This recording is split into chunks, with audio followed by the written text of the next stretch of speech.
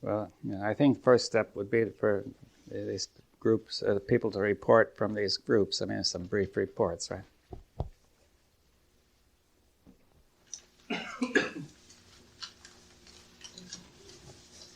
In group number 4,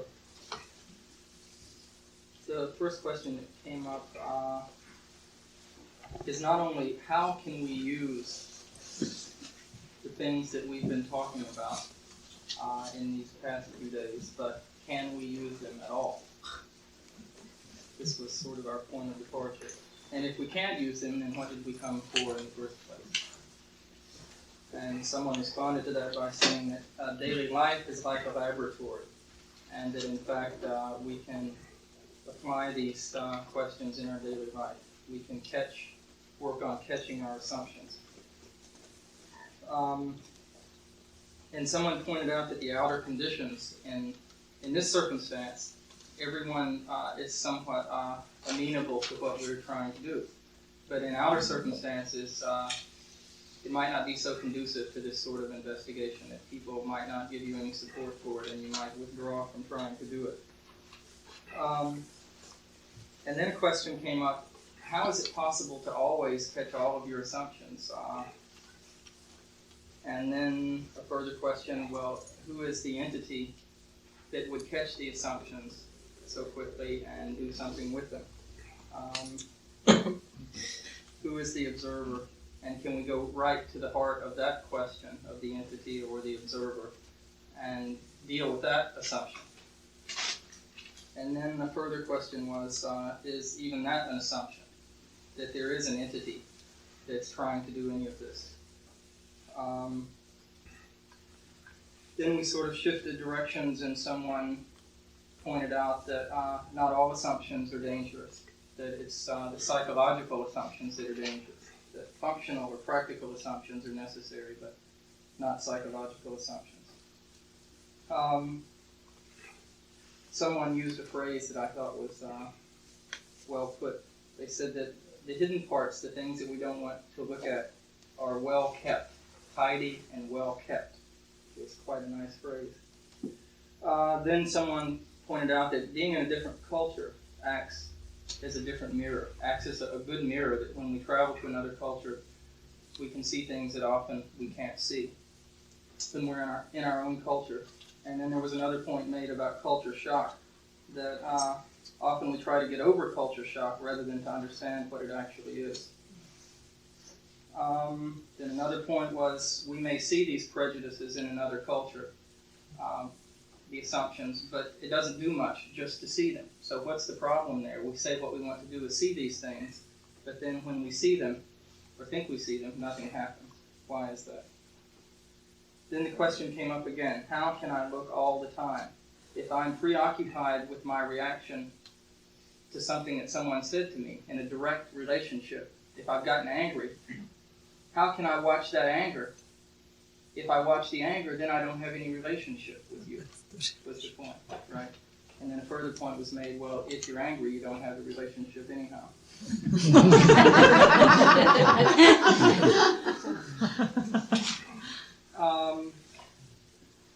Then one question that we spent some time on was, is there a physiological shift in the organism when insight occurs? Whatever that might mean. A number of people said yes, and we talked about that. One person said that there's a lot of superficial questioning that goes on, and she referred to that as sensual questioning, that it's just stimulating. We think we're doing these things that we're talking about in here, but it's really just an exercise in sensuality rather than any serious questioning.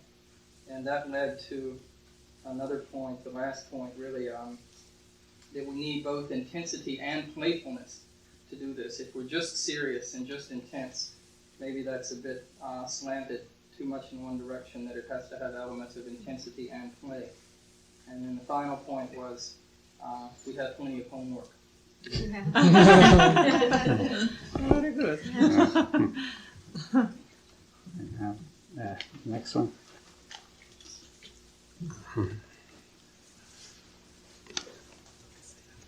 I just was kind of an independent observation of my own at the beginning that this meeting, as compared to yesterday's, had a different character. We were talking a lot faster, and there were more.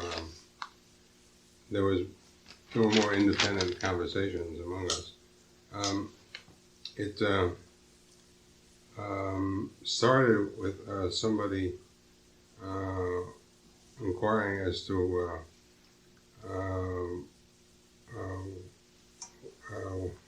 the implicit and the explicit order, and how did this relate to these discussions, and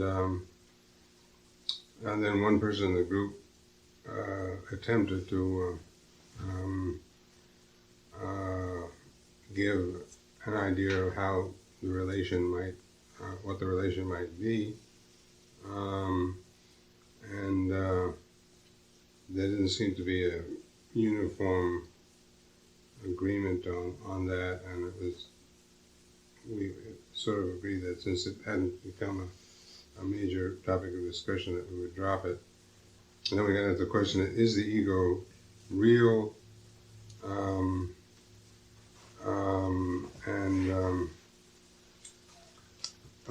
Tried to give different definitions of the ego. There was some discussion of the ego as collective memory.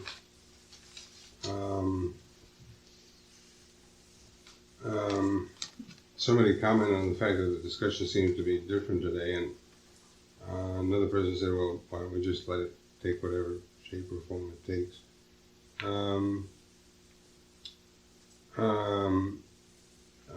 Then there was a discussion between two people about an interaction they had earlier about the oak grove, and the fact that one of the persons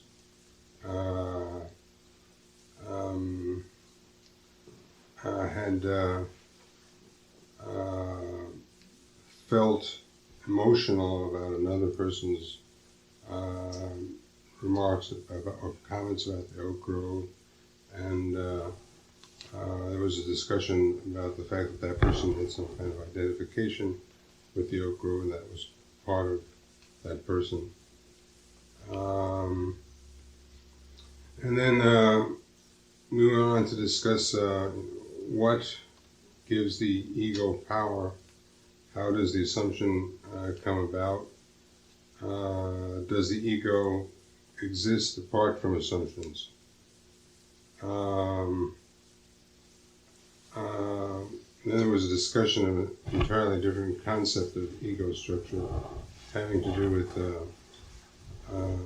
a judge and a witness observing me and involving me.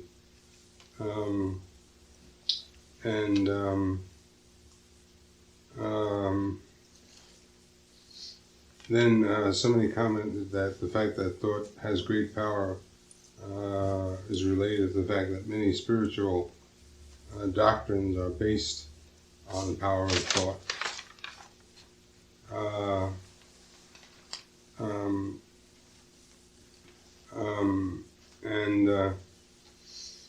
And then one person felt that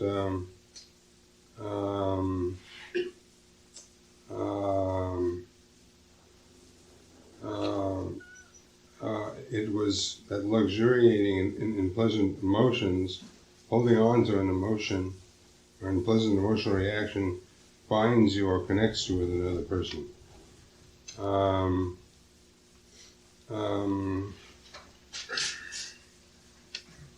And then one person said, well, would you consider luxuriating in the emotion of anger towards one's spouse, for example, something that bound you to that person? And then, or does hate bind you to people as well? And somebody said, well, aren't we bound to the Russians in a way by hatred?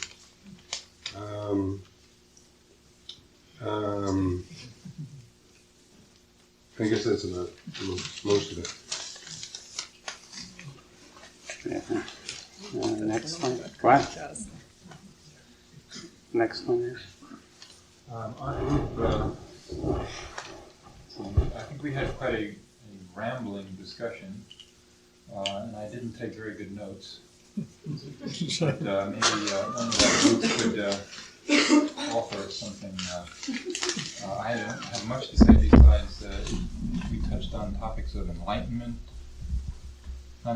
insight, the ego, and then consciousness, and we kind of bounced around all three of those for about an hour. Maybe one of our group would care to say something more cogent. Defend our honor. Does anybody have anything to add then? Okay, then we'll go on to the final one. Or you have something? Should I stand?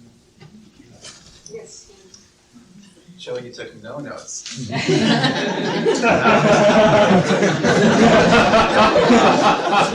that's not true. I took a note, and some people saw it. I wrote the word insight down. I just wanted to bring up the last part of our meeting, our get-together, involved a discussion of if one perceives that one is the content of that consciousness is its content, and one is that content, and what you see with your sensory perceptions and what you hear is you, then how can conflict arise? If you have that, I don't want to call it an insight, but if it seems that that's the case, at least logically it seems that way. Right. And I think that's group 3, was it? There's the final group. I have quite a few notes, but I'm not going to read all of them. Because the general sense that happened in the group after going back and forth had to do with the sense of why are we here, which was a very difficult question, and how lots of motives would pop up. And then we came up with the word confrontation. And someone said, well, does anyone feel tension in their bodies as we're discussing these things? And a number of hands went up in the group, not all, but quite a few, who had tension in their bodies. Then there was a real sense of not knowing. And at that moment when we felt like we didn't know anything, as if we were struggling to keep our head above the water, taking a risk, as it were, and how that was terrifying. Then there was a sense of this open space, and the question came up, where are you in this open space?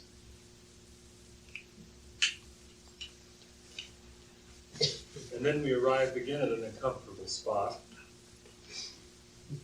and how there was a sort of an inability to do something about it. And again, not everyone felt uncomfortable. Some people were aware of a certain quietness that existed, but some people did have this sense of not knowing or uncomfortability. And there was a sense of squirming in the group. And then some people started talking about how quiet it was. And pretty soon the quietness wasn't there anymore, and everyone was discussing again as if they'd slipped around the corner. And then someone asked the question, well, why do you have to say, or why do you have to talk about it? Then all of a sudden people got quiet for a moment again. And then it was time for tea. Right. Well, that's a very varied set of reactions. It's not, we have only a rather limited time, so it's not clear what the best thing to do is. Perhaps, I think the experience of this group suggests that it would be hard in this limited time to bring about a dialogue in a group this large. If there were more time, certainly it could happen. What's really required is for people, say, to meet once a week for quite a long time, even as much as a year. And many of the points which were raised by the last group, would come up, that sort of thing. And people could work through that, you see. Now, because it's very important, I think see, one point in a dialogue, it begins by people expressing their opinions, which merely means that an opinion is, is based on a fixed assumption, and the opinions, in a way, are revealing your assumptions, right? You see, you may say, I don't like it that everybody's expressing his opinions, and that's rather dull. And then from the point of view of content, that is so. But if we were thinking of the process of the dialogue as the key point, then it's important for people to express their opinions without fear, you see, of being jumped on or being criticized or whatever. Because these opinions are really exposing the assumptions, right? Now, the person may not see that, but if other people are somewhat attentive, they should be able to see what are the assumptions implied by the opinions, right? And at some stage, you can begin to discuss in terms of that, you see. Now, you see, if there is a confrontation, that's also part of it. You see, whatever happens is part of it, right? It's not that you seek confrontation. You see, some of the encounter groups are constantly seeking confrontation, but that's really not, that's not much point to that. But if a confrontation arises, the group must learn how to deal with it. If there is this feeling of friendship, which, see, the phrase has been used on impersonal friendship, but I would change that to friendship not based on close personal acquaintance. That is, impersonal often means to some people cold and what else, mechanical and so on, you see, but that is not what is meant. You see, it doesn't mean that if people don't know each other closely that they cannot have warm feeling. Right? That, you see, there may be an assumption that that is the case, but it's not so. Now, so, on the other hand, what is very often personal relations involve a lot of images which really cover things up rather than expose assumptions. So it doesn't follow that all personal relations are really warm and close and free and without hidden assumptions. So so rather than make a big distinction of personal and impersonal, let's just say that this friendship does not require personal acquaintance, but it does not exclude it either. Right? It is not the main point. Right? Now, the group will develop, this friendship, but in the beginning it has been remarked that we have feelings of anger and hate which arise, which really are endemic in the culture, right? Because there's so much frustration. You see, you must see that the culture is full of hate, which is very slightly covered up, right? And it explodes from time to time in all sorts of violence, right? I mean, mass violence, individual violence. And you see, it's a kind of irrational energy that's looking for an outlet and ready to go off into anything destructive, right? You may think of storing up electricity in a light, in the cloud, and then suddenly it's looking for a way out, and it finds one. It may just hit the ground, or it may hit a house, or it may do anything. But what it does is not related, in any orderly way to the pattern of things on the ground. Now, that sort of thing may come out, and the question is, the group can, when people get to know each other, can diffuse this sufficiently for people to look at it. You see, one interesting point is that whatever is happening in the group is visible to everybody.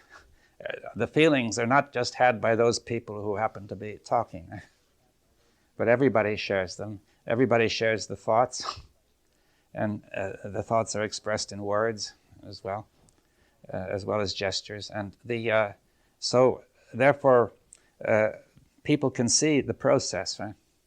And seeing the process, something happens. You see that the whole process, say, of confrontation, of anger and hate, fear, and there can be a change. You see, I'd just like to add one more point, that in all this, there arises what we may call the group mind. Now, this we know is very powerful, you see, and people are afraid of it for good reason, right?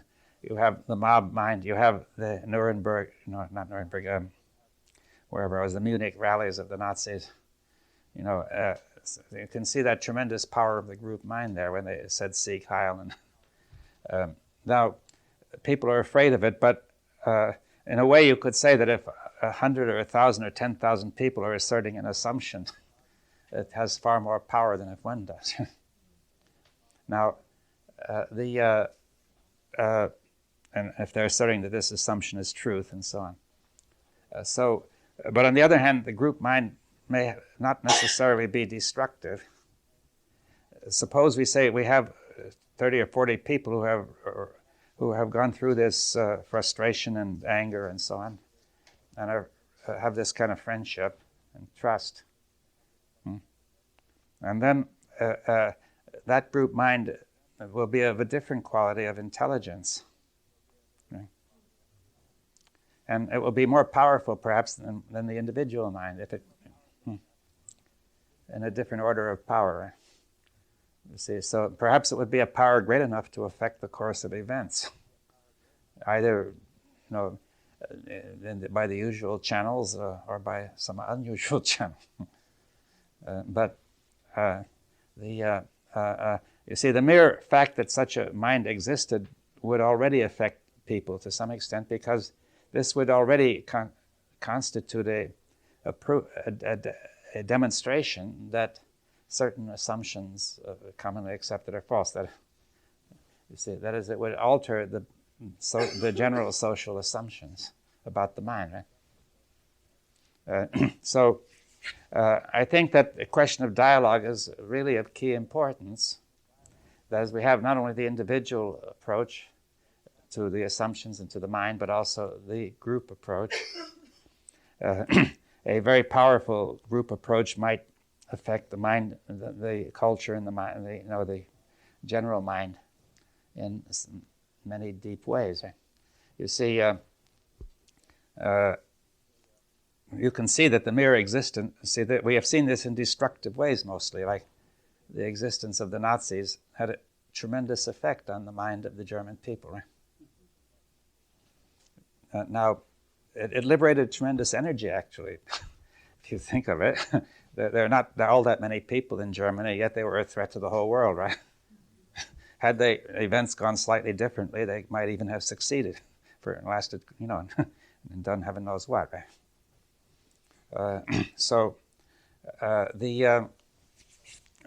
Therefore, this group mind, see, we may then become timid and say we mustn't stir up this group mind. But that may be wrong also, right? What? We must not be Well, timid. we see, we may become rather timid and say this group mind is too dangerous. Let's keep away from it. But that's also wrong, you see. Because this power is needed if this crisis can be ever approached, right? See, power is not necessarily bad. It may be good or it may be bad, right? The power of the ego is generally destructive, although it has. I tried to indicate that it was not necessarily had not always been entirely destructive. Perhaps, maybe there was a time when the ego was a helpful step in the development of humanity. I mean, some people have that idea. See, where it allowed people to develop more individuality, the group mind was taking hold too much, and it was people were not able to function individually. The notion of the ego perhaps enabled people to develop some independence. Right? So there is some danger in the group mind taking over. So we don't want to have the group mind the only mind. But somehow the relation of the individual and the group mind is the key issue, to allow freedom. But the power of the group mind must not overwhelm the individual mind. Right? That's where this friendship is necessary. And intelligence. Right? See, we don't want to establish that situation at the Nazi rallies where they're shouting Sieg Heil or whatever, and you could see that everybody was being brought into line, right? His thought, right, into one force, which was tremendously powerful. Right? So that's not what is needed. You see, but still, it's something to explore. You see, we don't rush into it or anything like that. In fact, you can't. You see, it will take. If you really are serious about this, you will have to keep at it for, let's say, a long time, and there will be a lot of frustration. A large part of it may turn out to look rather dull and boring. but because you begin to talk about things, people talk about their opinions and their this and their that. You see, but the point is to remember that the thing that counts is the process, not the particular content. And the even becoming frustrated and bored is part of the process. You see, the question is, how do we deal with that without getting angry? You see, without letting anger and hate and rage and so on take over. You see, because that really is the problem of humanity anyway, that there is all this anger and rage and hate just a little bit below the surface all over society, right? Which is, wherever you see violence erupting, mindless violence, that's what's behind it. Right? And in some sense, it seems to be building up in recent times. We seem to see more mindless violence than we used to. Although if you go back to the Nazis, it was far worse. But I mean, it goes up and down, but I mean, it seems to be coming up somewhat. Don't you think it's because there's less nature to it? That's part of it, yes. Too much crowding and so on. But anyway, so I don't know, you see, that we don't have all that much time, and I think that had we started out on dialogue from the very beginning, then maybe we could have emphasized dialogue and tried to build up a dialogue in this group. But it is a rather large group, even to have a dialogue. I mean, 40 is about as large as you really want. A group from 20 to 40 is a good size. And under 20, it lacks the kind of power of the consensual mind. See, suppose you get 8 people together. It's good to have a dialogue, but you don't get various points of view, not points of view against each other. People begin to get a cozy adjustment to each other as if in a family, right? And therefore, the real questions tend not to come up. But in a group as large as 20 to 40, that may happen for a while, but you'll find out you cannot avoid serious questions coming up, you see. That it cannot be controlled. Beyond 20 or 30, people cannot get this close personal sense of each other, by which they know how to avoid questions that will be disturbing. Right? You see, when there are few people around, people learn. They can see subtle cues saying, that will disturb that person, we better keep away, right? And this is what that person likes to hear, right? Everybody is watching everybody and doing that. Is that clear? Yeah. So therefore, in a group of 4 or 5, you can easily have that happen. And now, when the group gets larger, it gets harder. By the time it reaches 20 or 30 or 40, it cannot be managed anymore. Right? And therefore, it will break up, you see. The real assumptions will come out. Well, that is the challenge, right? See, so that people will get through that and be able to function, as a group without being afraid of exposing their assumptions. You see, there's the fear of the exposure, not only what happened to them, but it's the fear of how it will break up the group, right? How it will disturb everything. Would that happen with any group coming together, leaderless or? Well, you see, now the point is that if you go back to what was supposed to happen in the hunter-gatherer cultures, that was probably so much a part of their life that it would have happened. They may have had a sort of a leader, but it wasn't much. You see, apparently, say the chiefs of these Indian tribes were not so much in a hierarchy, but rather they were sort of wise men whose main function was to restrain the young braves from going to war and so on, to provide wisdom, right? So they did not have a sort of a hierarchy, you see. That's what the anthropologists are saying anyway. And so perhaps there's somebody there who moderates it a bit, or who the modern word for it is facilitator.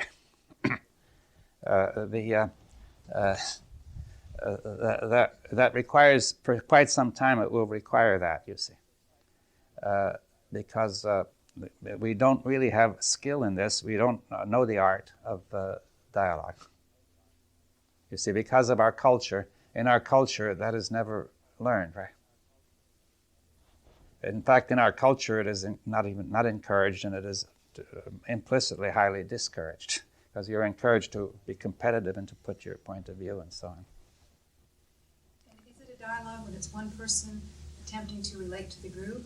No, in the dialogue, people should talk directly to each other. So it's one-on-one. Yes, across the circle. With the groups. With anybody, at any moment, one person is talking to another and it's watching, but it shifts, And we have the fact that people don't come in too fast. Right? They have give time. And the facilitator may occasionally come in to make some comments, if he thinks it's sort of going off or something like that, or else to say something. Also, he comes in as an individual, as part of the group, right, with his own approach, right? So now this is a delicate matter, you see, but what would be required is to be able to do this for quite sustain this, right? And to experiment, in a way, this is a proposal which is to be explored, you see. Would it be useful if in the group you see somebody obviously reacting? Yeah. Would it be useful to point it out? Well, sometimes, other times not. You see, that's a matter of the art, you see.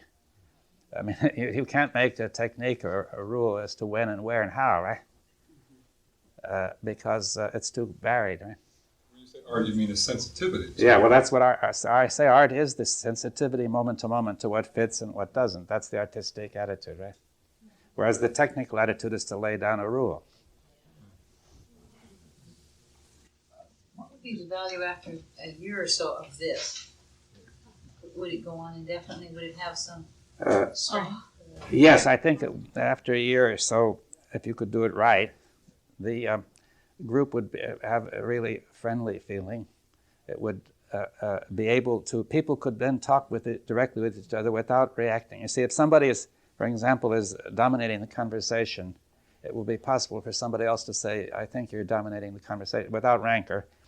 I think you're dominating the conversation. The other person could listen, say, yes, but maybe I am dominating the conversation, right?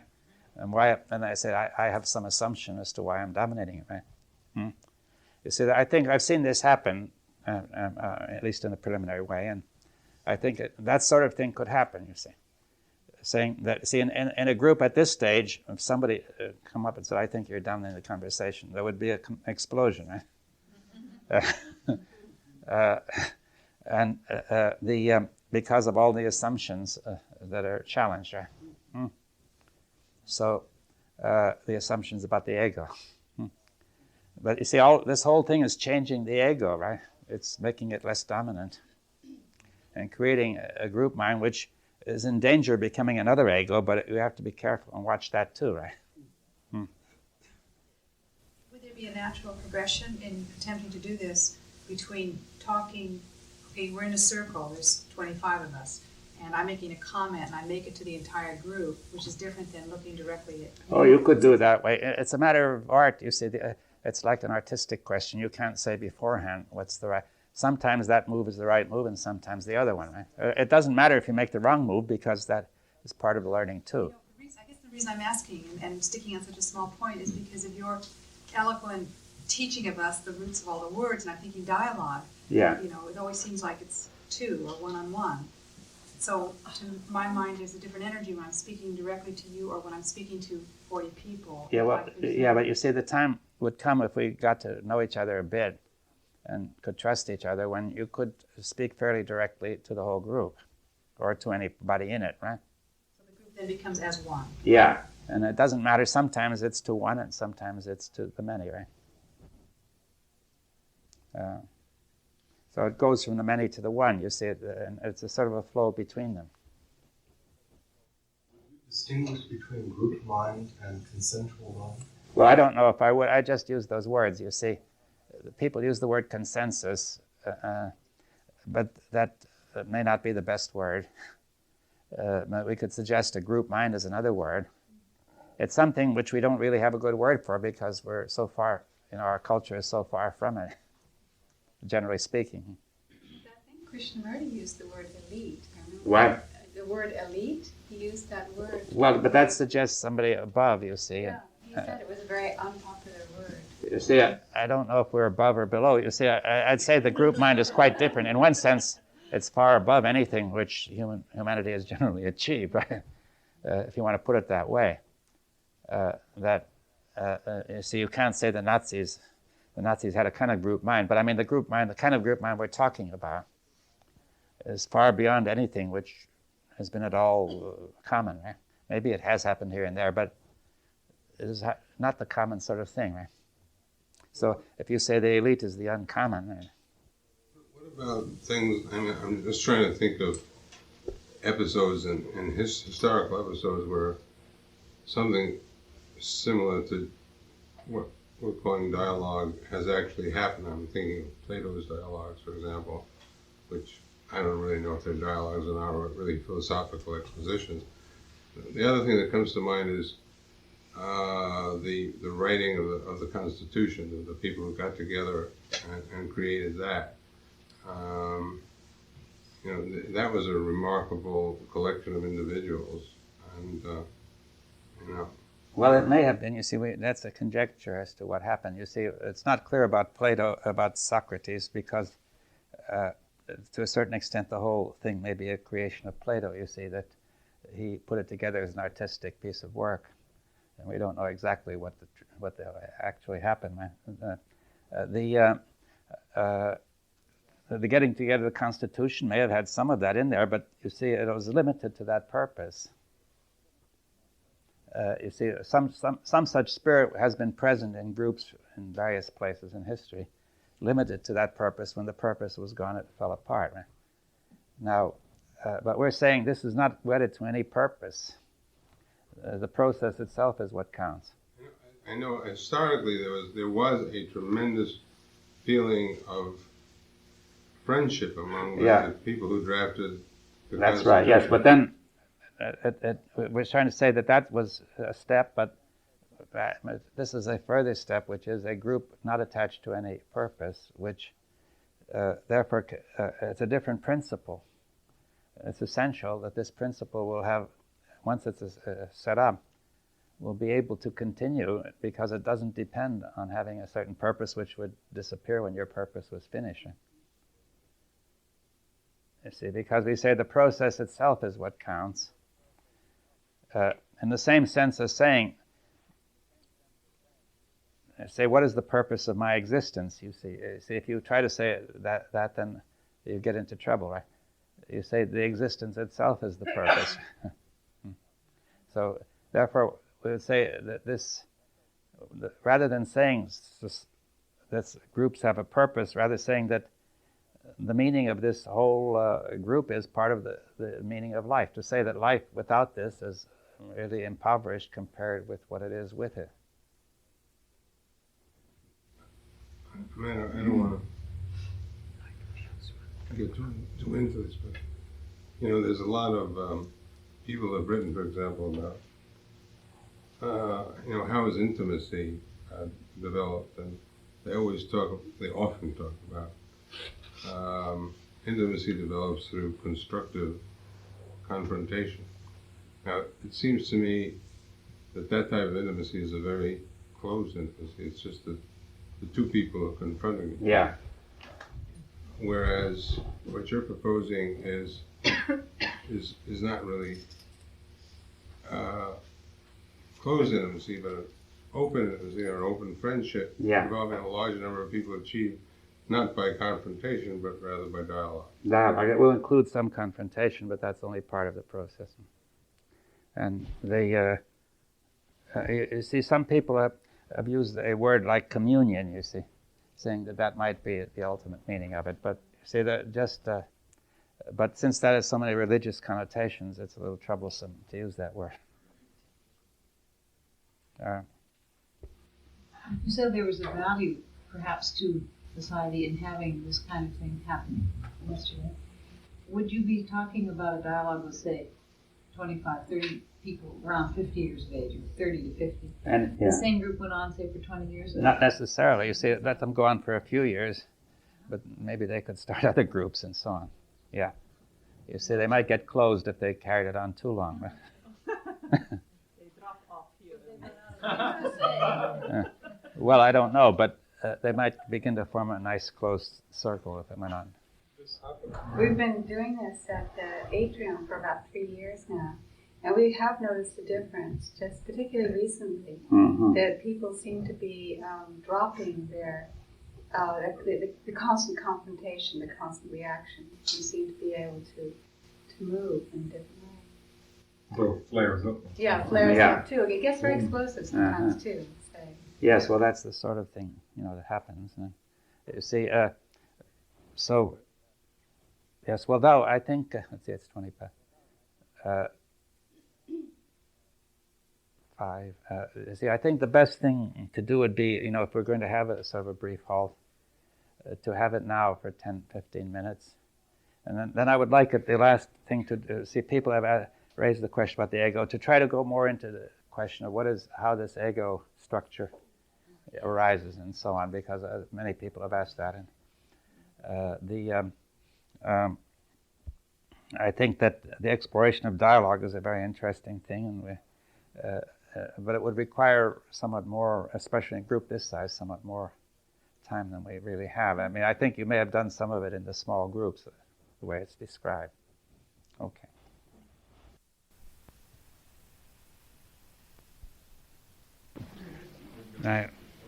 Well, I think we have about an hour, and we'll try to never finish up, obviously.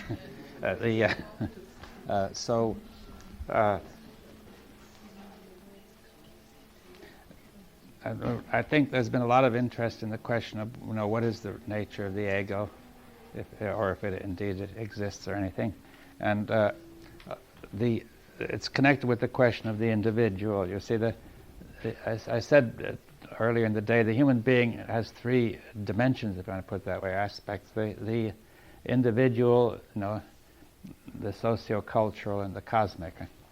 Now, the individual is what a person has by himself. I said there's some basis for saying that a person is distinct from other people and from the environment. He can tell that an action has originated inside and has not been, say, this thing is going by itself, it is not being pushed by me, but this is, right? And I can tell that right away. So therefore, anybody can, and therefore there seems to be some basis for saying that there is some difference, that there is an individual to some extent anyway. I mean, also each individual has certain requirements, food and different proteins, different needs, and different background, different relations. So there is some sort of web of relations belonging to that individual, and so on. So we cannot begin by denying the individual altogether, you see. We're saying, but what are the limits of the individual, right? Yes? Did you mean private mixtures? Well, no, both. I mean both, some true individuality and the private mixtures as well, right? Like genetic predisposition? There's genetic predisposition, and also, some structural, and one person is allergic to one thing and somebody else to another. There are all sorts of differences, and as well as the differences of interest and capacities and talents. And I think there's enough there to say that you cannot deny that altogether, right? So, but what are the limits of that? That's really the question. See, rather than begin, we have to find the limits. Have we carried beyond its limits? Now, then there's the socio-cultural, which we've been discussing in connection with dialogue and other connections. And that really is a very important dimension. It may include the possibility of a group mind. That is a proposal. Then we have the cosmic, which we can say that human beings, perhaps when they were in direct contact with nature, sensed a sense of the whole. And when that went, people went into cities and so on, or into smaller, they became more isolated from nature. Then there developed religion and also philosophy and science to say something about the whole, right? And the cosmic. But there generally is a feeling that this is a very important point, because religion, for example, has moved people profoundly over the ages. You can't say that, in some sense it seems to be directed towards some real feature of human beings, even though it may have been misdirected as well, right? So I think these are the 3 sides of the human being. And people may ask, is it possible to come into direct contact with the whole? Is there, for example, a cosmic mind, would be one question. I don't think we can go into that, but I'm just raising the question to put everything in the whole setting, right? Now, then, if we come, I want to discuss now the individual, right? And also what is meant by the ego, but the ego may also include a great deal of the collective, the socio-cultural. Now, it's not just an individual phenomenon. Now, one of the suggestions is that beyond some real features of the individual, the ego carries those limits too far, and it is largely a thought structure of assumptions which has taken power. Right? That is a suggestion. And it creates an apparent reality of that ego because it has so much power and produces so many effects that we are convinced that it must be real, independently of thought. Is that right? That's the suggestion.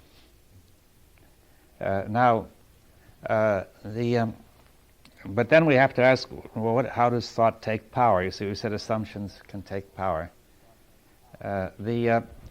What is the nature of thought? You have to go more into how thought is organized, you see, into concepts. Now, because I'm going to suggest the ego is a concept. Now, the self is a concept, right? It may also be more, but I mean, at least the part we're talking about is a concept, right? Now, I think you can get some insight into concepts by considering the experiences of Helen Keller, who became blind and deaf at a very early age and couldn't learn to talk. And now, at the age of 4 or 5, they tried to find a teacher for her, and they found this woman, Anne Sullivan. Now, she encountered what she called a wild animal. This child could not be dealt with, you see. But she had to find some way of communicating, and she worked very hard, months, and what she hit on was apparently a game, that she would put the child in contact with all sorts of objects and scratch the name on the palm, you see. Now, the child didn't know what the meaning of this game was, and it was very, she just did it. And but one morning, her hand was placed inside a bucket of standing water with the word water scratched on. In the afternoon, it was put under the pump, the flowing water of the pump, the same word scratched on. Now, the two experiences were radically different. But why was the same word there, you see? Why was the same scratch, right? So suddenly she had an insight, you see, that it was all one substance, water. I mean, we now call it water, many forms. This one substance in many forms could transform, right, between those forms and have other forms besides the one she knew. She was open then to all other forms. And that and the symbol of that was the scratch. So the symbol stands in for the whole thing, whole concept, but in addition it makes it communicable, right? Now you see, we have symbols that are not communicable. For example, a part of something may stand in for the whole, or a typical example of something may stand in for all that class, you see, but that is not readily communicable. The symbol which is communicable, which we use as words or spoken words or printed words or scratched words, is the crucial development which makes society possible and culture. Right? Now, so once she grasped that, then she had immediately another insight, which was everything has a name, you see. That was all nonverbal because she had no word for name or for everything. But it was clear that that whole game meant that, you see, that not only water had a name, but all sorts of things had names, right? But it was crucial that and from there on she learned words rapidly in sentences. In a few days she was communicating and her whole character changed, you see. So therefore you can see that this understanding of the symbol and the concept and how to communicate and it was also how to think, right? In a way beyond simple sensory motor thought of the very young child. So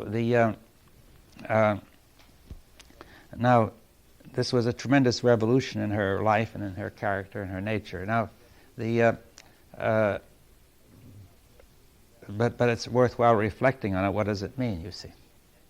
Now, you see, this is the point about a concept is that in the beginning, see, a concept is not merely the name, it's not merely some abstract idea, but it is the whole, it is set up in the beginning by an actual experience or perception of a lot of things that belong together, not merely just arbitrarily put together, but that belong together in an inherent relationship, right?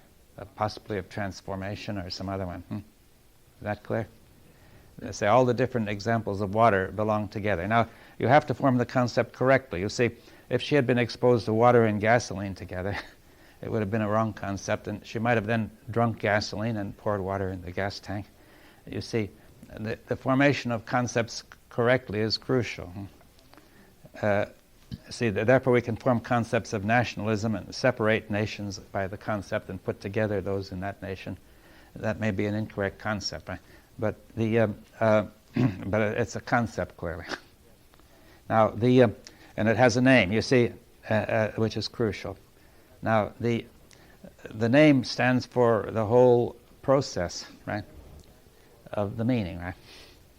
And the meaning is all that experience, all that perception, all that ability to get in touch with it, all the emotional feeling with it, and also all the relationships which are comprehended somehow, non-verbally. And that is the concept, you see. Now, the concept can then be developed by, not merely by actual perception, but by assumption and by just simply by being told about it, right? So the concept could be developed saying, for example, you could say water is either fast or slow, cold or hot, you know. It's always liquid, right? That would be an assumption. Then somebody might discover ice and see ice turning to water. So they say the concept must be wrong. You see, there are those people in the tropics who never saw snow, and they might have assumed that ice was something different from water, right? But later they would discover that one turned into the other, and they would have to change the concept, right? So therefore assumptions enter into concepts, right? Assumptions, this is always so. The assumption of what is necessary, what is not necessary. Necessity is another concept, right? Because we put together all kinds of things that are necessary. We say this is necessary, that is necessary, that is necessary, that is necessary. But what does the word necessary stand for? Right? It's necessity itself, right?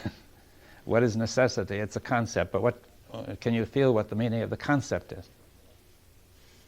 You see, it goes beyond the word necessary. The word necessary makes it communicable and stands in for it, but there's a whole vast meaning, right? Which you can never define, right? It can be spread and added to and changed. See, the concept is not fixed, right? So the concept can then be restricted by assumptions of necessity or absolute necessity. But you see, the concept, you know, you can see all sorts of concepts, right? For example, time is a concept. Is that clear? We have all kinds of time. You see, we have the earliest time was the sun rising and setting, the seasons. The time of the moon, the time physiological process has a kind of time, right? Order. Also, neurophysiological. You see, there are all sorts of times, and we have added many more technologically. And now they're all interrelated in some way into one concept, right, which we call time. So time is a concept. Space is a concept. We formed a concept of space, right? Matter is a concept. Yeah. Are you really saying, too, in a way, it seems like many philosophers always said that consciousness and language begins with the naming process, but you seem to be saying that some sort of insight into a sort of concept has to occur Yes. in the mind before the naming process. That's what I'm saying. I can say something relevant to that. There was, in the 18th century, a wild boy found in France who had somehow grown up in the woods. And he couldn't talk, you see. He was able to see and, you know, make noises. But now this man took charge of him, and, you know, he was well-intentioned. He tried to teach him how to talk. And so he set up a board, a big board on the wall with all sorts of objects on it. And he kept on telling him the names of the objects. The fellow didn't learn to talk. See, what he was communicating was each object has a name, like Mr. Jones, Mr. Smith, Mr. Hammer, say Mr. Knife. He was not communicating the concept of knife. You see, Anne Sullivan was far more perceptive. She communicated the concept. You see that the name stands for the concept. You see, the name which stands for a particular object is rather by arbitrary association, right? That was probably accidental, though, because It she was may have stuck been- sensorily by using the touch. Yeah. She couldn't show it, and she couldn't say it. She had to. But she scratch sort of it. had a feeling for it she kept on scratching the name, and then she must have had some insight to say scratch the name of the running water and the standing water and the running water. You see, she saw it was important. She said, "I haven't finished exposing this child to water yet, right?" Because it's not only water in the pail, it's water in the pump, right? That was crucial. Huh? Now, you see, the interesting point was there was a film about this wild boy. When he passed by running water, he got very excited, but this man did nothing, you see. You see, that is, he could have possibly broken through at that point. He wasn't perceptive. He just thought this was an aberration on the boy's part to get so excited about running water. You see. So so I'm suggesting fundamentally the name is the name of the concept, and insofar as you name an object, it's a rather arbitrary association. You see, human beings name themselves. Each one has a particular name, right? But the fundamental name of the human being is I. Each one calls himself I, right? It's the name. Or this one. You see, the Eskimos use the word this one, that one, right? Now,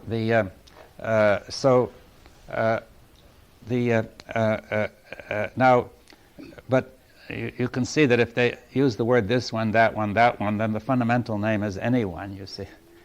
They're not trying to say that this one is fundamentally different from that one, but rather the one concept prevails. Huh? So therefore, now you see there's a structure to concepts, a very subtle structure, which is often nonverbal. And on top of that, there are concepts which operate on concepts, right? You put them together, say in physics, and you put the concept of matter in motion with certain properties together and make, Newton's laws and so on. So the concepts are organizing concepts and so on and so on. And see, that's essential to the order of thought, right? So now,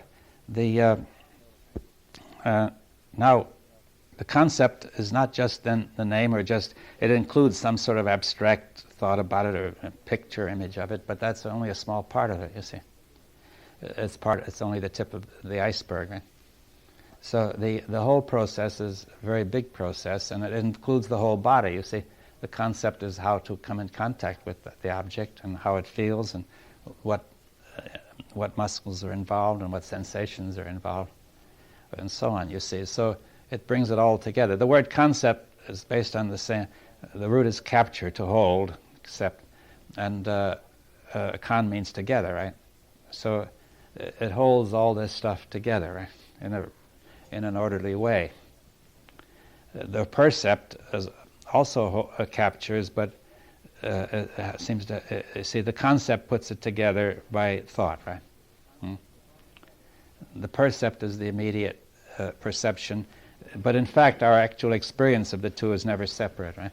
Because if I say I see a chair is a concept, right? But I experience the chair, I don't experience a lot of glinting light and shapes and forms, but I experience the chair, you see. So the concept immediately affects the percept. Right? Therefore, that shows the power, that's the disposition to see according to the concept. Right? See, Helen Keller was able to see all sorts of things that she never, that is, see quotes, that she never saw before through the concept. Right? So although her perception was limited in many ways, and there are probably other things. See, I even saw some of the things she wrote about the glowing warmth of the fire and so on. She must have got it from the concept somehow. No, she used visual language, and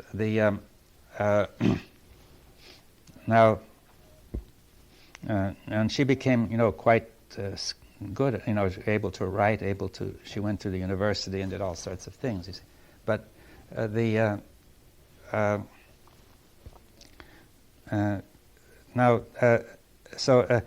think that's the first point, to consider the concept and the power of the assumption of the truth of a concept or its falseness and so on, right?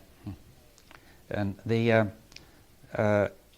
and we have, say, the concept of nation, right? Obviously, if there were no concept, there could be no nation, right? You see, you have the territory, but you don't see any nationality there. There are no boundaries. You see, so at the boundary it seems everything changes, but that's the behavior of people has changed because of the concept. They have assumed that the concept is true, and therefore their behavior, the concept has taken power, right? So, so there's the concept of nationality, the concept, well, all sorts of concepts, you see, a concept of good and evil, and the concept, all sorts of scientific concepts, and the concept of money, you see, extremely powerful concept. You see, money is nothing but concept, right? You see, originally it was gold, but the gold itself is not terribly useful, not nearly as useful as iron. But but somehow it excited people because of its permanence and its beauty, and they wanted to have it, and it became a medium of exchange. It began to stand in for other things, right? So the gold was the symbol of value, but it got changed gradually into paper, which is the concept, right? It's written on the paper, and then it went into bank accounts. Money could be created just by saying it. You have a bank account. So then it went into computers, right? So but money has tremendous power, right? But where is the money? You see,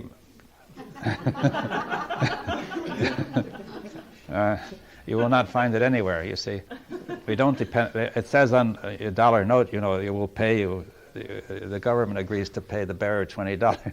If you go there, you won't get your $20. They'll give you another piece of paper, or else saying you have a bank account, or you. What? You've tried. In the old day, 100 years ago, you could go there and get a $20 gold piece, you see. But still, what use is a $20 gold piece when you're hungry, you see? So you can't eat it, right? So so gold is concept, and money is concept, right? And gold may stand in. Gold may be the symbol. Paper may be the symbol. A bank account may be the symbol, or a computer may be the symbol. Right? So it's the symbol of a meaning, which is a tremendous power. Right? Because once that symbol is there, you have power to buy all sorts of things, to do all sorts of things, right? Which you didn't have without it, right? So you see, that symbol liberates power, but how does it do so? Only in people, right? People accept it and say accept that assumption that there's power there, and that makes power, right? If suddenly people refused to believe that there was any meaning to this, it would vanish, right? And in fact, the power of money does vanish when people cease to believe in it, right? See, if people cease to believe that the bank can back up their stuff, their promises, then suddenly nobody believes it, and there's no money there, because the bank has always lends at least 10 times as much money as it's got, right? Because otherwise it couldn't work. So it's performing a valuable function in creating money, you see. But the point is then that if people cease to believe in these banks, the power of the symbol vanishes, right? So the whole thing is a symbol and power of thought, right? The assumption is that this is valuable, right? And that's enough, right? You see, so in any number of ways you can see the power of of the symbol, the power of the concept, right? Now there was another example I had in my mind, but it doesn't matter. I think we have enough. So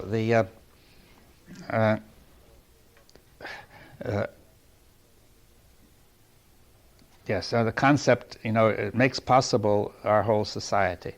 You see, take General Motors Corporation, you see. It's a concept, right? You see, the concept of General Motors is the very essence of General Motors. If people didn't realize that they were working for General Motors, not to be producing automobiles or whatever, the whole thing would collapse, right? You see, it could not exist except through the concept. The power of the concept. The power of any corporation is the power of a concept, right? The power of the government is the power of a concept, right? Because where will you find the government, you see? Where will you find General Motors? You see, now, so you might begin to think maybe the power of the ego is not so different from the power of General Motors. You see, the tremendous range of activity occurs because of that concept, you see.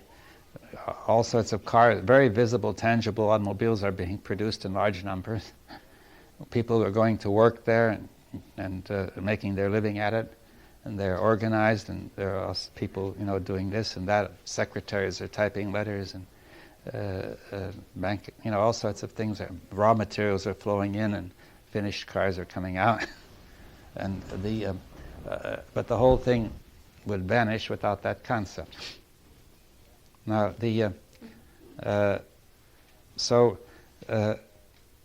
okay, so what about the ego, you see? But before we do that, what about the concept? Well, we'll put that aside. I'll just raise the question.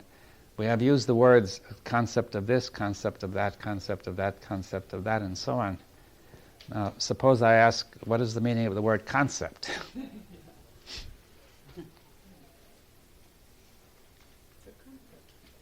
You see, it's like Helen Keller. She had to see something which she'd never seen before, right? You see, we have scratched the word concept on your having been. Yes, but what is it? You see. You see, that is, all concepts are included in the word concept, right? Just as all water is included in the word water, but in different forms, right? Various phenomena together.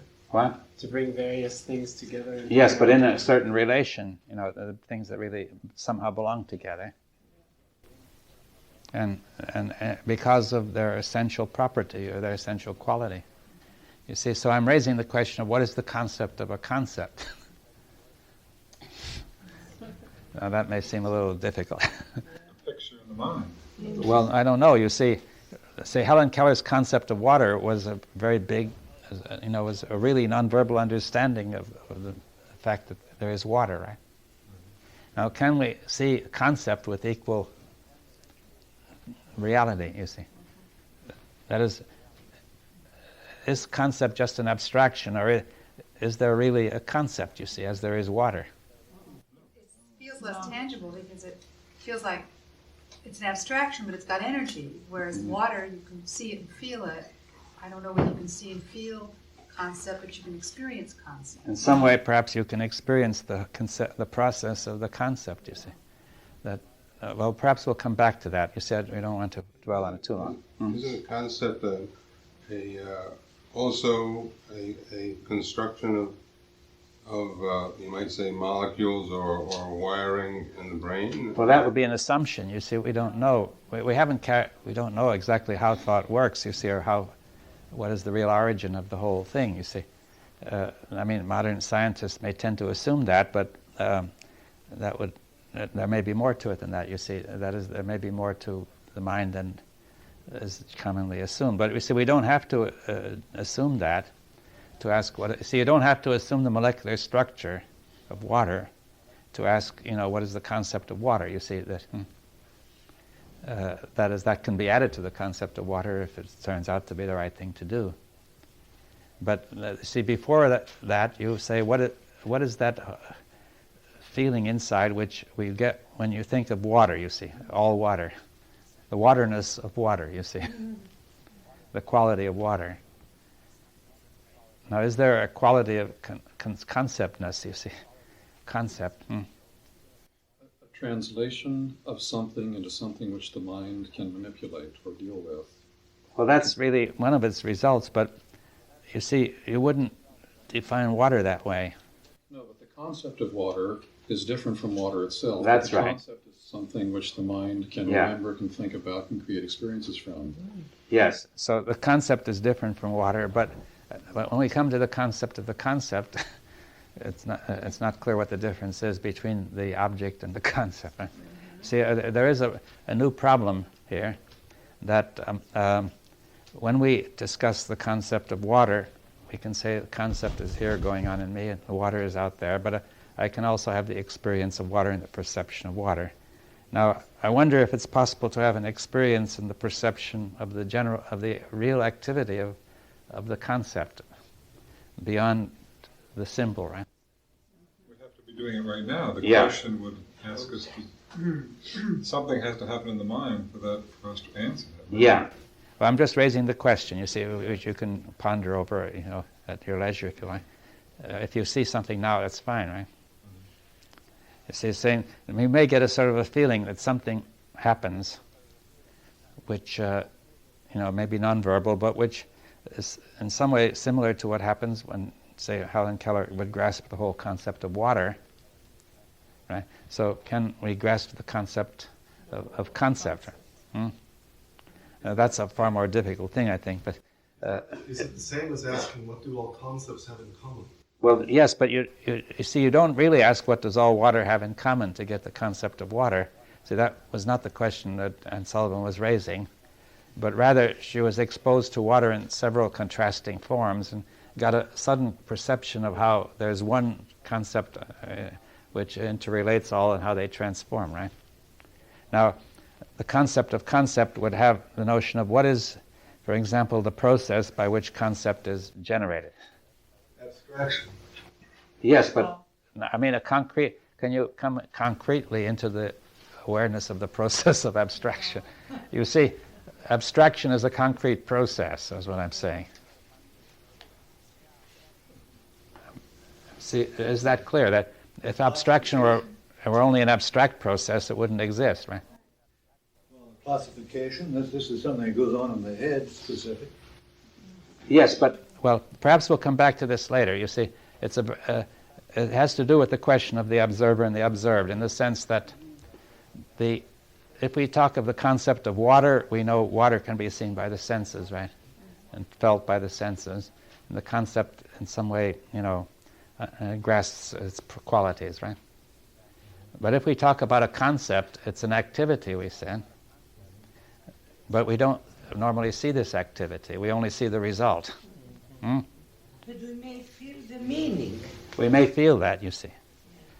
See, I'm saying that, although the concept produces abstraction, its actual activity is a concrete process.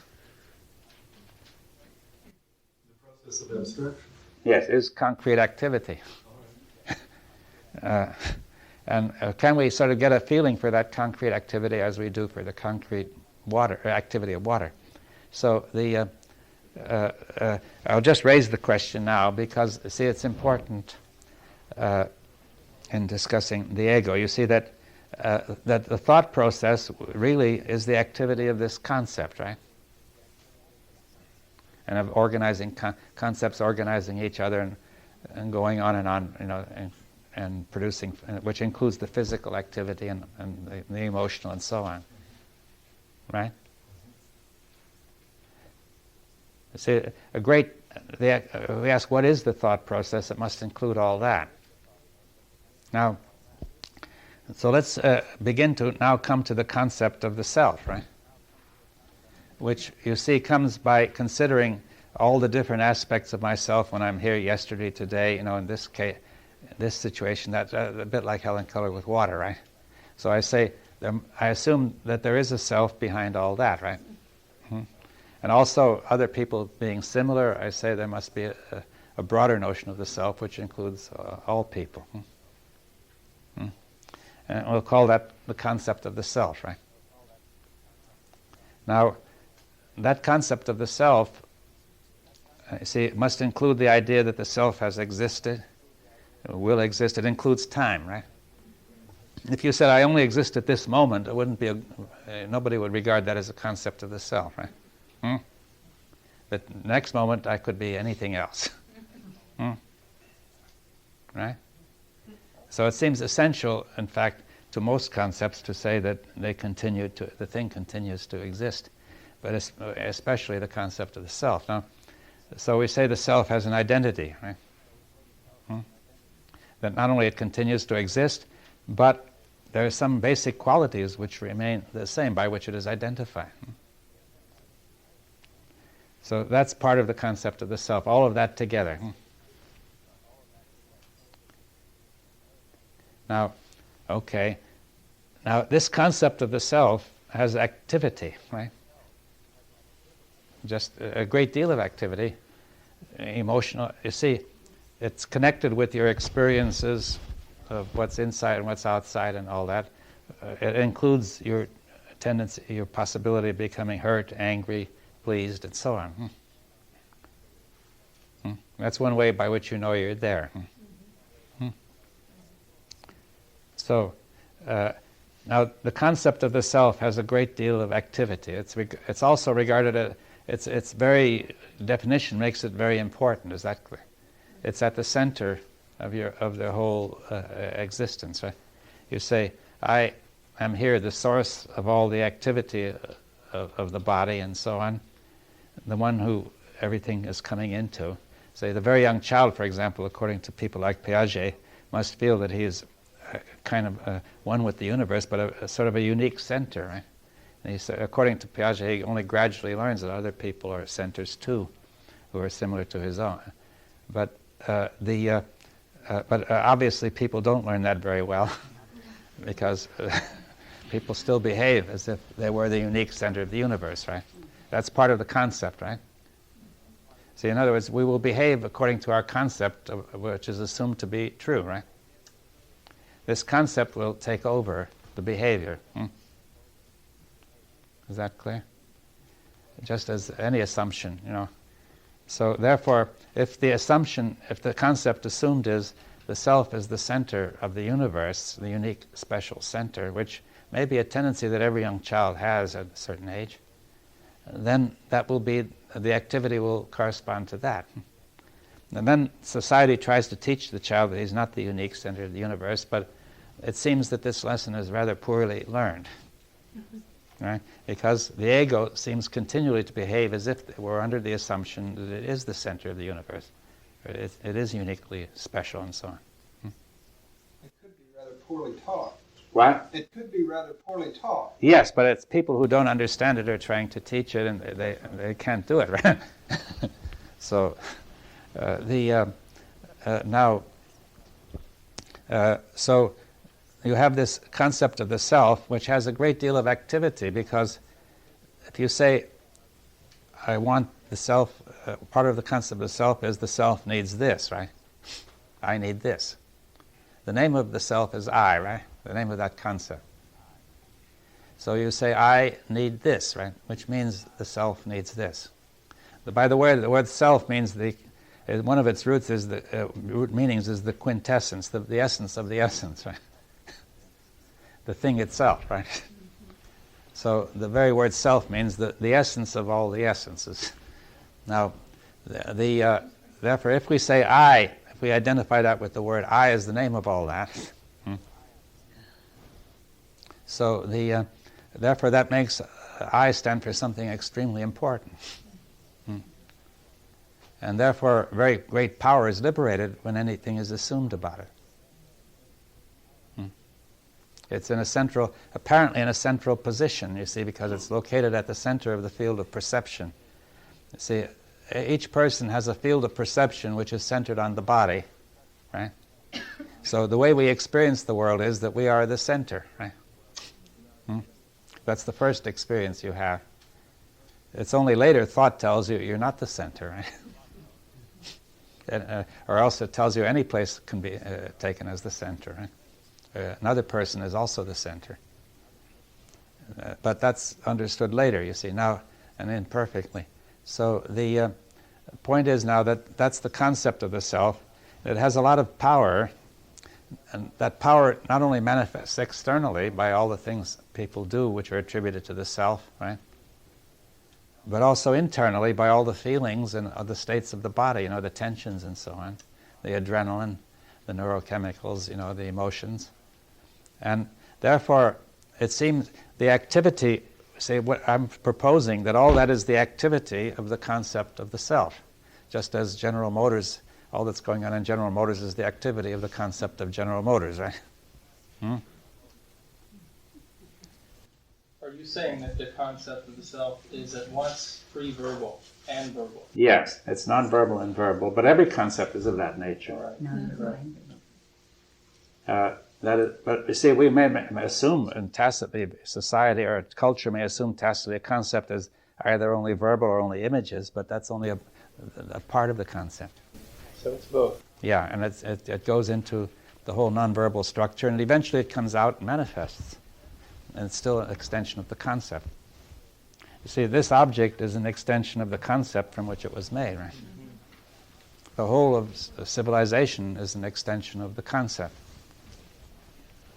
You see, but then we may lose sight of that and tend to say that those are independent things, right? You see, and what's going on inside is independent of the concept, right? That's a tacit assumption that's made, right, in the culture,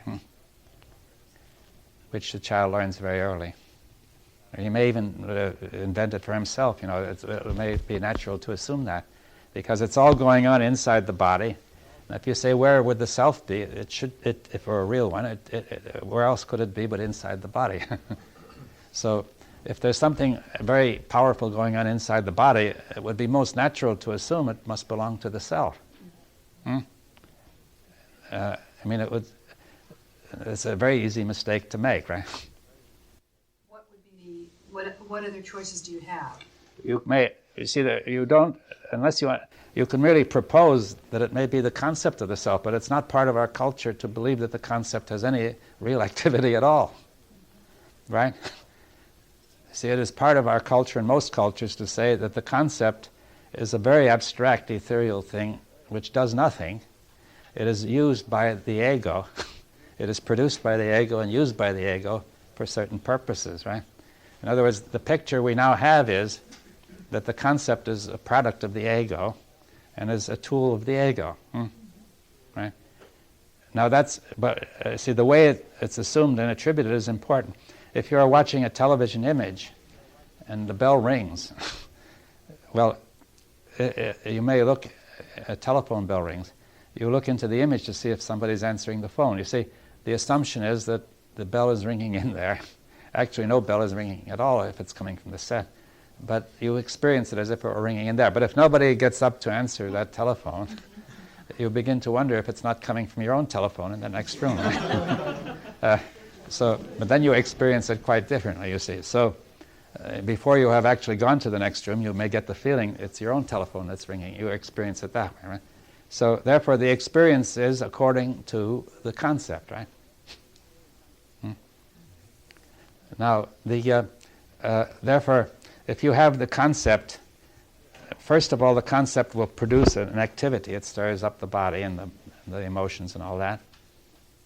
And secondly, the concept of the self comes along to say that cannot be the concept, because we all know that thought is very, very insubstantial, right? I mean, what can be more insubstantial than thought, right? It's more insubstantial than the morning mist, right?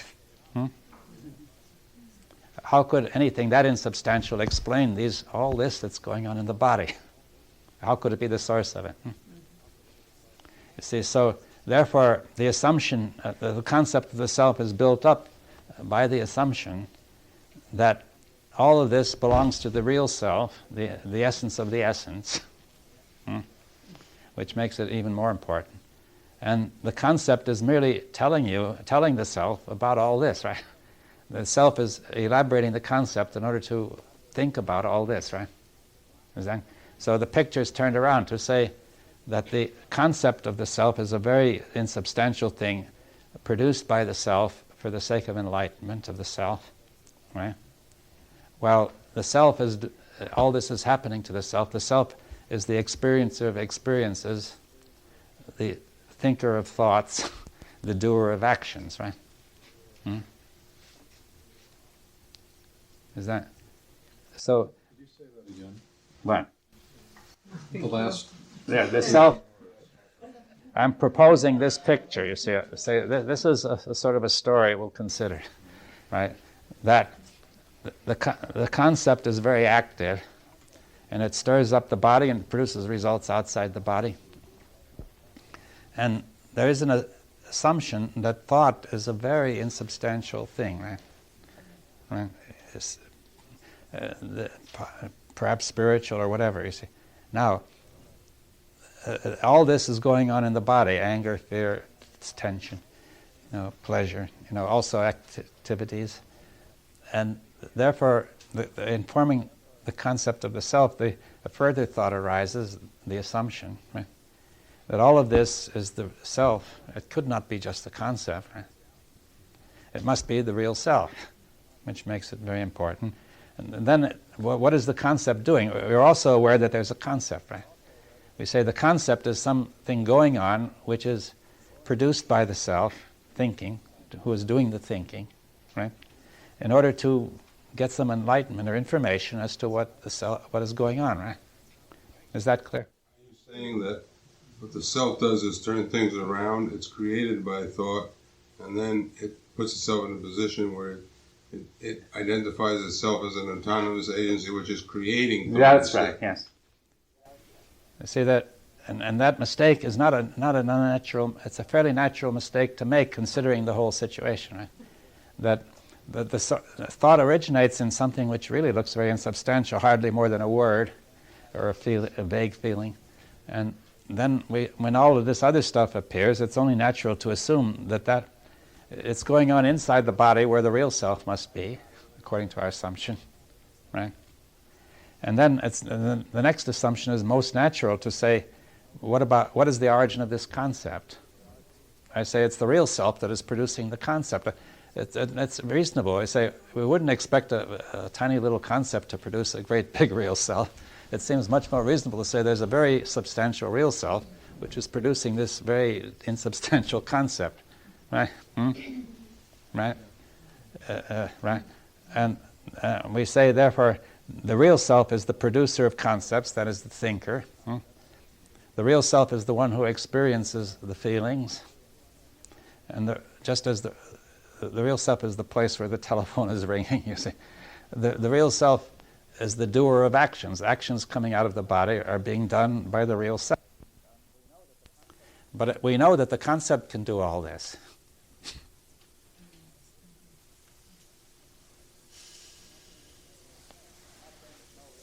I'm not saying there's no real self, but we are saying that at the very least we are confusing the concept of the self with the real self, right? Perhaps there is or isn't a real self, but we will never be able to tell as long as we make this confusion. How do you get unconfused? What? How do you get unconfused? Unconfused.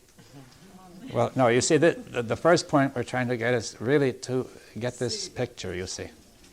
You see, to understand it, right?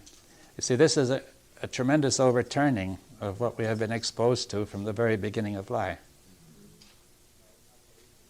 No, it's not so easy to turn that all around. It goes far beyond the word, right? Because the concept has this tremendous nonverbal activity. I mean, the only reason that people can't accept the idea that they are a concept rather than an entity, in other words, I mean, what they do is they turn everything about. They think that they have created thought instead of thought creating them.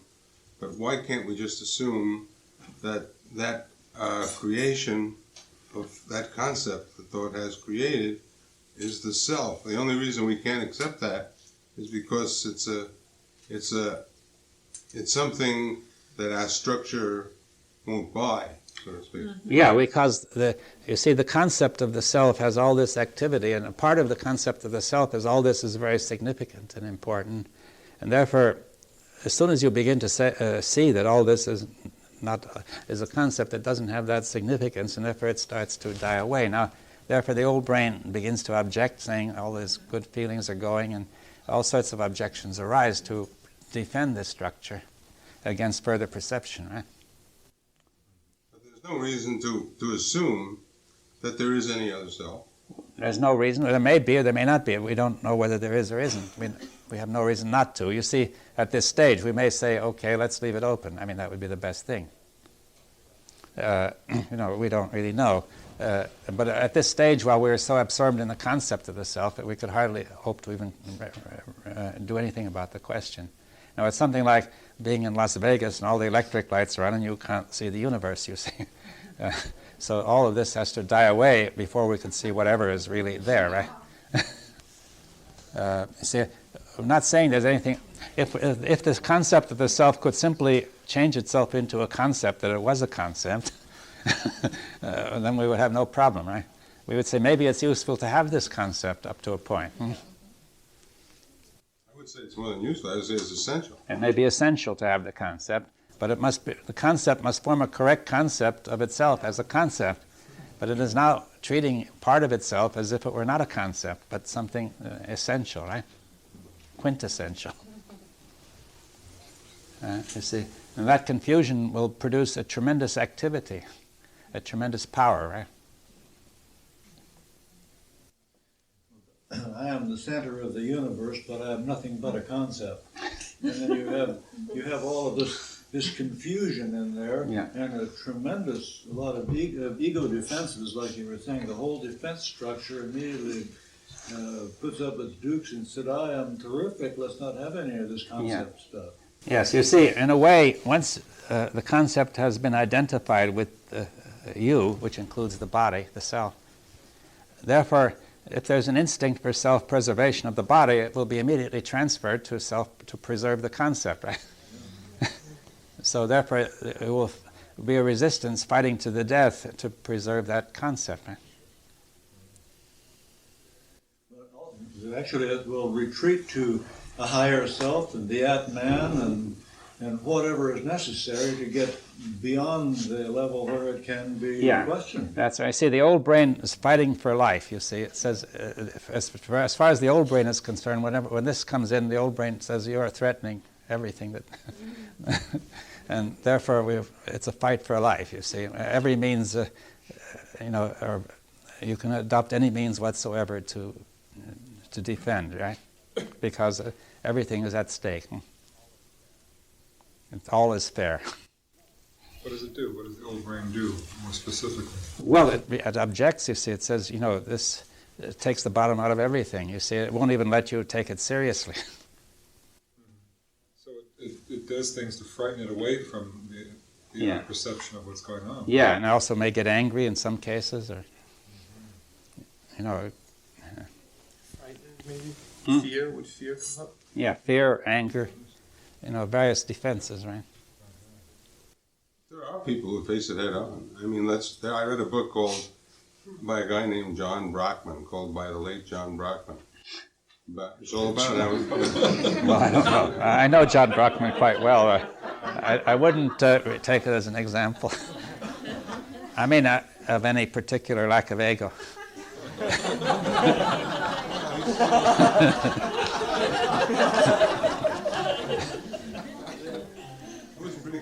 I know it's a good book. It's a good book, but I'm trying to say...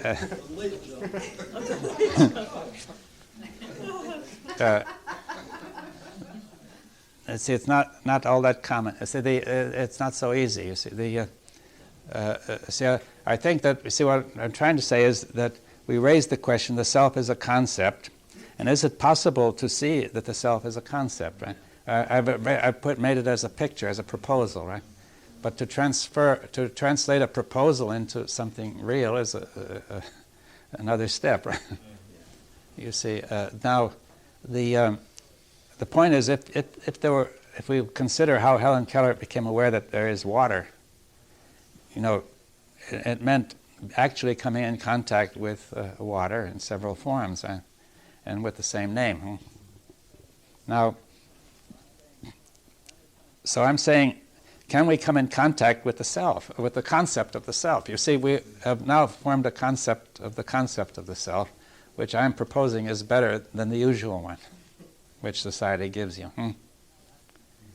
But but now, what about the actual activity of the reality of the concept of the self, which is doing so much? That tornado, that whirlwind. You see, the whirlwind suddenly comes up out of nothing, and it suddenly vanishes, right? It's a pattern of movement, right? It's real, but it does not have permanent substance. Now, the self may be similar, right? It sort of comes up and goes according to the concept. Now, the concept liberates tremendous power in this process. And can we come in contact with that process, that power, which is real, and see also with the fact that it is coming out of the concept? Do you see what I mean? To see that not only through the picture, or the words, but also as an actual fact, just as Helen Keller had the actual experience of water, you see, now, and seeing the meaning of it. Now, so therefore, what I'm saying is that that's why I raised the question before. If you take the word concept, what does it really refer to? If you can talk of this concept, that concept, that concept. You see, now, the word concept is the concept in general, right? Now, usually we think that the general is an abstraction from the particular by looking for all that is common. Well, that's one way to approach it, but there's also the general, which is concrete, called the genus, or the generate. The word generate has the same root as general. There is a generative process. You see, when people have a common, or related by this generative process, they are said to be in the same genus or some the same relation, right? Now, by looking to the abstract general, the reality it points to in this case is the concrete general, which is the generative process itself, right? There is a process which generates the concept, all its activity, right? That is what we have to come in contact with, you see. Right? So, seeing that will be seeing that is there already implies the falseness of the usual way of looking at it, right? Of the usual assumptions. See, and seeing the falseness, as said, disempowers the concept, right? Seeing the falseness of any concept, of any assumption, or of any concept, takes away its power. You see, so this concept, therefore, will have tremendous power until we actually see concretely its falseness in the way it is generated. Isn't there a rub with the old brain, so to speak, throwing up all the defenses? Yes, so that means we need an insight which goes beyond the division of old brain and new brain, but which touches both sides of the brain together, right? I understand that when she touched the one kind of water, then she touched the other kind of water, and then she had the concept. But when you have a concept of the I or the concept, are you looking at, let's say I suddenly think, well, I'm angry. Are you looking at the I arising then, like she's feeling the water? Well, you see, one could say that, to make the analogy, there are many forms in which I appear, right? I am angry, I am pleased, I am... See, for example, let's take the two cases. I am hurt and I am pleased, right? Ordinarily we say these are two very different situations. Just as Helen Keller might say, well, running water is a tremendously different experience from standing water. But I say, fundamentally, they are two transformations of one and the same thing. Right? So, therefore, we don't see that, right? Because we have a different concept, right? So, therefore, being hurt, we say we want to transform it and we want to get rid of it and make pleasure, right? But we also don't see that machinery which creates pleasure is the same one that creates hurt. So therefore, now suppose we say, here we have the two experiences, hurt and pleasure. Now, the thing, would be analogous to Helen Keller, would be to experience them together, to see under the same concept, under the same name, whatever we want to give it, right? Saying, it's some process, right? Some generative process. So there's one generative process which is the same process that generates pleasure and generates hurt. Right? But we don't see it that way. Now, suddenly a shift of perception, that the Gestalt psychologists talk about that, right? You see, like sometimes you see a figure, I don't know, you've seen it, you can look at one way and it suddenly shifts to the other way, right? And you experience it differently. So, therefore, suddenly you will cease to experience hurt and pleasure as fundamentally different, right? You see, so that's different. Therefore, the whole thing changes its meaning, right? It's not so significant. Isn't it more than that? I mean, you're talking about two states, but the fact of the matter is a concept. I mean, there are no things at all. There are only processes.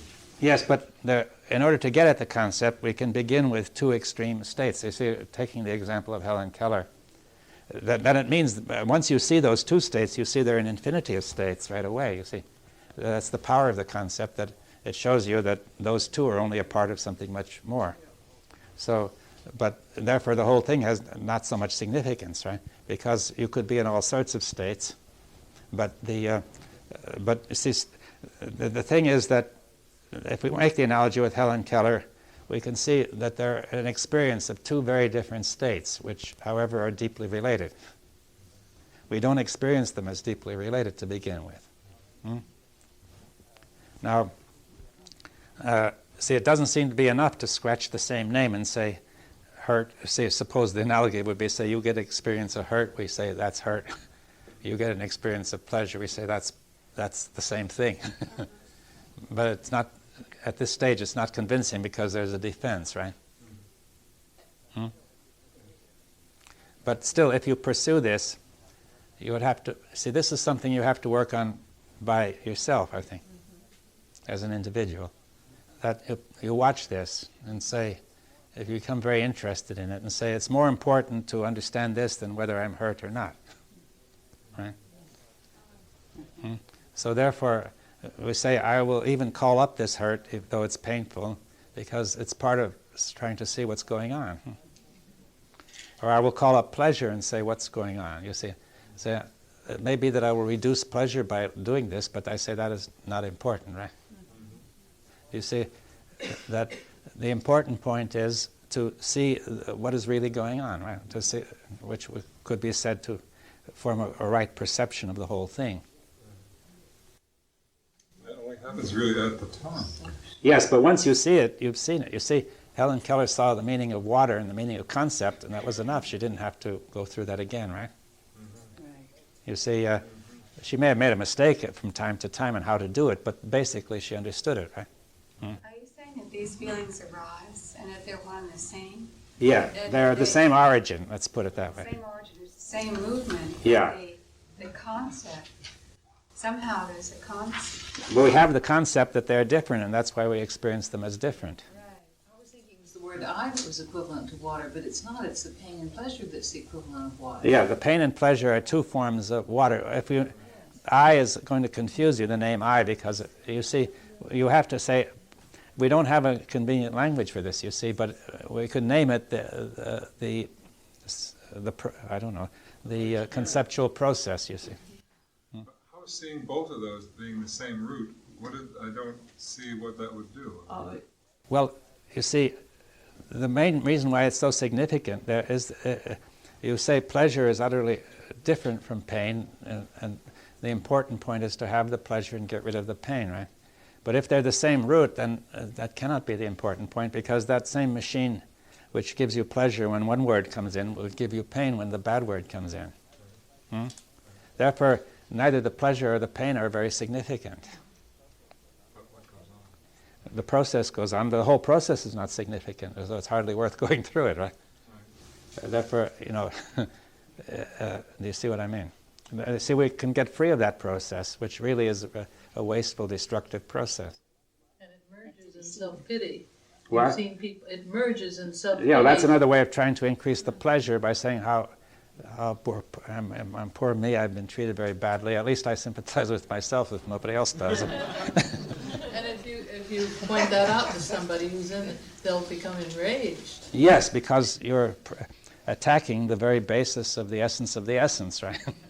I can understand about the water because that's a real thing, but I don't really understand this. Well, the concept is a real thing too. You see, this you have to watch out. We have the assumption that the concept is not a real thing. You see, and your words were saying that, right? You see, by those words were exposing your assumption, right? Right? You see, your words said the concept is not a real thing, but I've been trying to say, I'm proposing the concept is a real thing, right? Now, I may be wrong, but I'm saying, in terms of what I'm saying, if you say the concept is not a real thing, then you say, okay, you're simply dismissing what I have to say, and it's not worth bothering with. Then that's a possible approach, right? But if you're saying, I really would like to explore that, then you have to notice the next step, that if I say the concept is not the real thing, I've pulled a carpet from under the exploration, do you see? Because it makes no sense to explore it under the assumption the concept is not a real thing. So both pleasure and pain are concepts? Yes, but concept is a real thing. Right. It's a very evanescent thing. It moves very much and so on. It's like the whirlwind, only even faster, you see.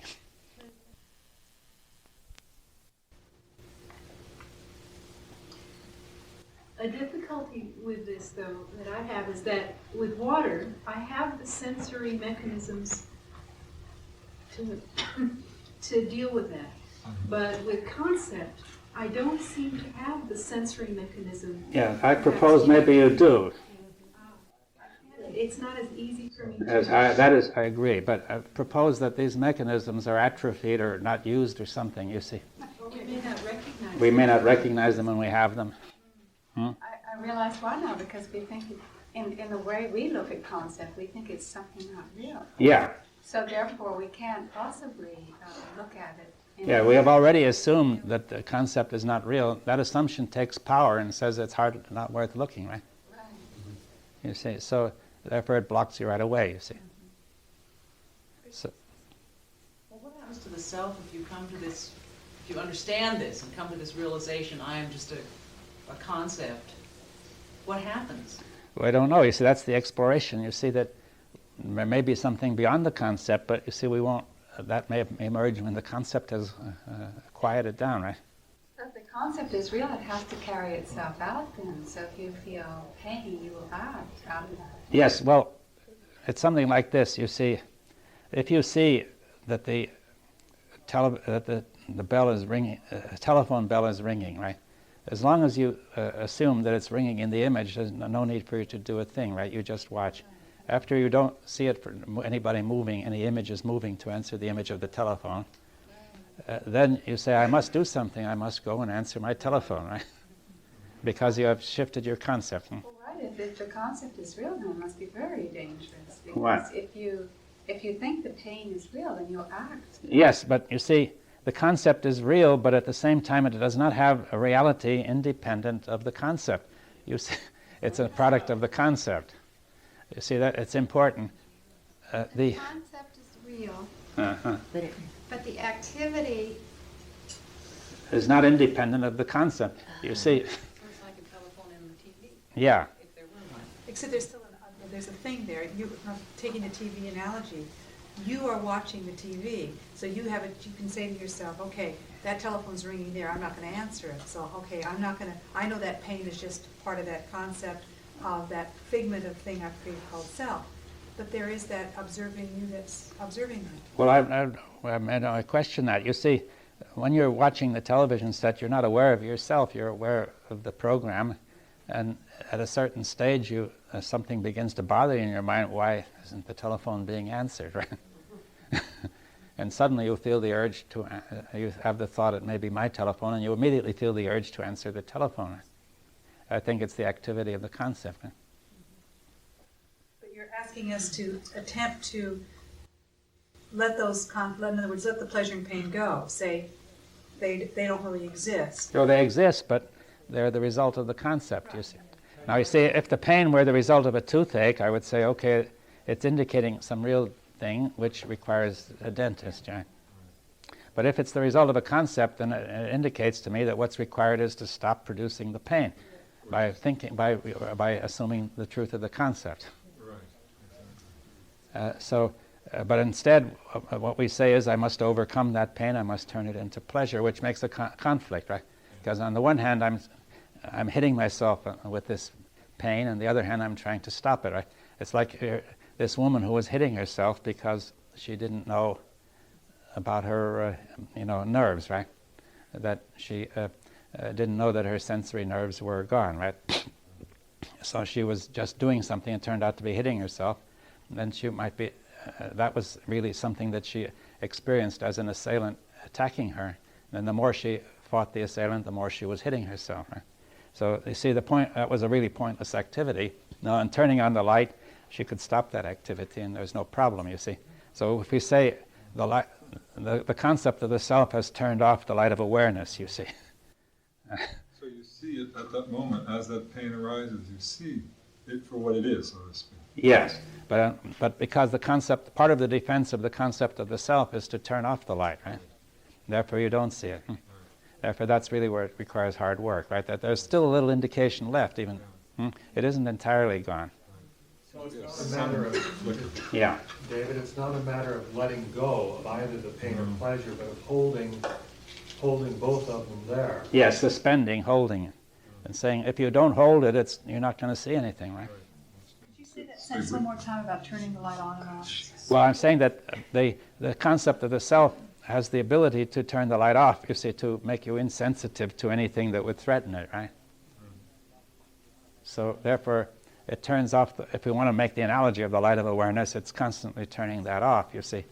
Therefore, in that darkness and murkiness, you can do all sorts of strange things, right? But you say there's a flicker, there's some realization at some place. There is something left. It doesn't really, if you're very sensitive and attentive, then you can still see it's not all gone, right? Is the pain the equivalent of the telephone ringing on the television set, which it doesn't in your analysis, Yeah. or outside? Yeah, well, let's say that somebody in the television set is undergoing very painful experiences. You can feel pain too, right? It's the same process, right? The pain is generated by the concept. There's another way of doing that. I receive a pat, and it's pleasant. I receive a hard pat, that's a slap and unpleasant. And yet I choose which will be a slap and which is a pat, although it's the same action. Just a little more or less energy. Does that help? I don't know. I'm not quite clear what you mean. Oh, well, all right. I choose whether this is a pat and pleasant or a slap. Yeah, you can take it either way. That's right. So, see, if the gesture is ambiguous, you can take it either way. If you take it to be a pat, you say it's okay. If you take it to be a slap, you're hurt, right? Right, and we make this sort of choice. Yeah. Yes. So. Is part of it to call up the opposite? In other words, if I'm insulted and I feel the pain, to see to be aware of the opposite. Well, there is an opposite in there. The demand for pleasure is in all pain, and in all pleasure is the demand to avoid pain, right? So, and also pleasure turns to pain. You see that there's a mechanism which was explained that there's a mixture of pleasure and pain centers, and if pleasure is excited, the pain centers also, and vice versa. So, say if you stub your toe, the pain is felt first, but the pleasure centers get in to neutralize that. And then as the pain goes away, you feel pleasure, right? So pleasure and pain are sort of like an ebb and flow. If I stub my psychological toe, then I need to keep both that awareness there in suspension. Yes. So the point is to see that the possibility of being hurt was generated first by the creation of a mechanism for assumptions to provide concepts to provide you pleasure, right? So as soon as the concept turned into the opposite, the feeling must turn to the opposite. I'm not quite sure I understand the point. Are you trying to eliminate pleasure and No, pain? well, I'm saying that pleasure and pain which is produced by concept is of very little significance. If we get pleasure out of our accomplishments in our work, for example? Is that's Well, that could be one way or the other. You see, if you succeed in doing something, you may get pleasure, right? But then you may keep on dwelling on it in order to feel good, right, all the time. And then you get used to that, right? And saying, I have in the back of my mind the feeling I've succeeded, that's very good, I feel good, right?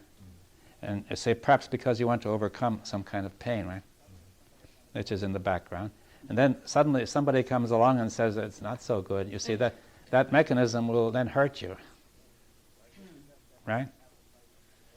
Whereas if you just said, let me have the pleasure and it goes, then, or let it be angry for a moment and it goes, then that sort of mechanism, this reversal mechanism won't work, right?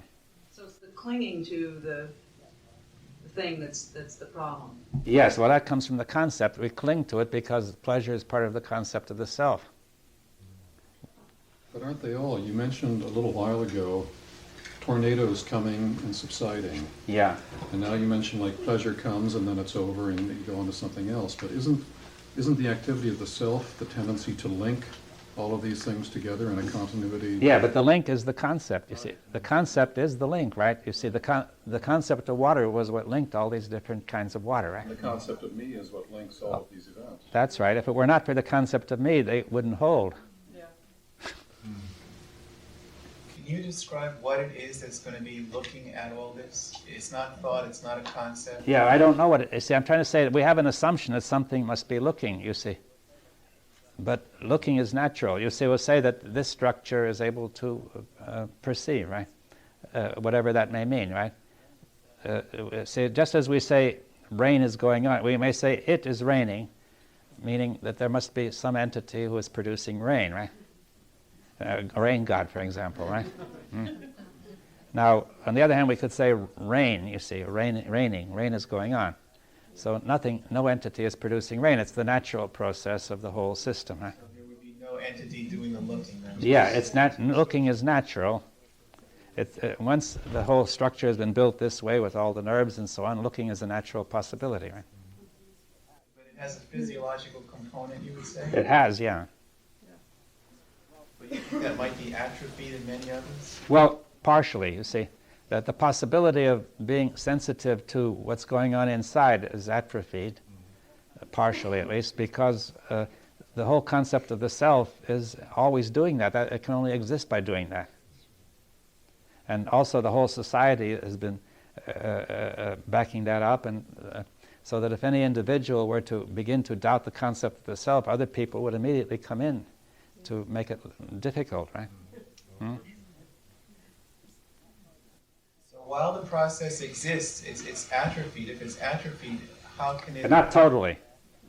It's weaker than it, what I mean by atrophy, just rather weak. But you think that even in its weakened state... Yes, it can start again. See, just as somebody who has suffered some muscular problems, if he keeps on working, the muscles do get stronger, don't they? That takes time. Yes. Well, I think that the first impulse to do this doesn't take time, you see. You see, the perception that this has to be done doesn't take time, right? You see, that perception from of the nature of the problem, you see, that something, you see, the essence doesn't take time, but the working out takes time.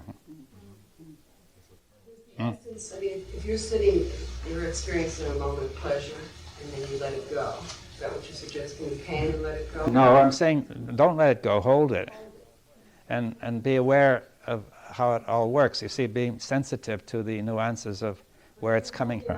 The conditioning gets so powerful, and you just grow. Oh. Well, that's an assumption, you see, that it will always do that. You just stay with the pain. Yeah. And not fantasizing about it. Yes, and but try to be aware of how it might be connected to the concept. For example, what words will enhance that pain? What words would enhance the pleasure, right? See, because the word is the symbol of the concept, right? Could it be asked what is the meaning of it? Yeah, well, what does it all mean, the whole process?